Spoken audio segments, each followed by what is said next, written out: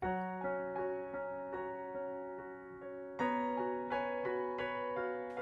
everybody. How you doing? Good, how are Good. you? So we'll have you sit.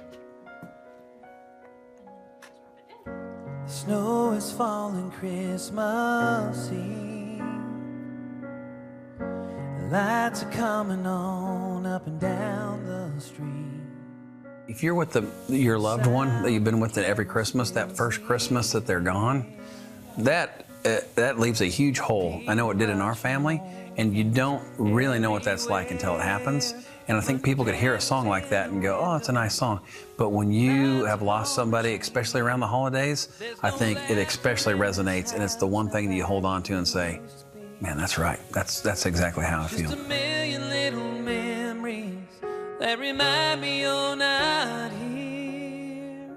My wife's an only child, and so her father was really loving and showed his love in actions. But at Christmas time, she would wake up in the mornings and she would run into the living room, and there would be a note from Santa that said, hey, I was coming down the chimney last night and I bumped into your dad, and he told me you're about the greatest thing that ever happened to him. So when her dad passed away, I remember she walked into my office and she had all the decorations, and she said, you know what, we've got a tree, we've got the lights up, everything's the same, but without Dad here, it's a different kind of Christmas. This year in this house, because there's one less place set at the table, one less gift under the tree. I think there's this sense of, oh, you know what? Just because they're not here, that legacy that they left us, it's still here. And the joy for me and my wife is we still get to pass all those things down to our kids, his grandkids.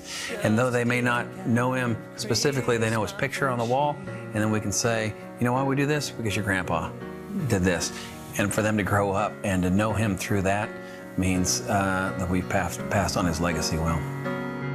Now there's voices in the driveway, families right outside the door, and we'll try to make this Christmas like the ones we've had before. And as we gather around the table, I see joy on every face, and I realize what's still alive. When we lost our dad, to not have Christ in our lives, then all of a sudden you just got a big gaping hole, and it's like, it's done and it's over, and we'll never have any of that again.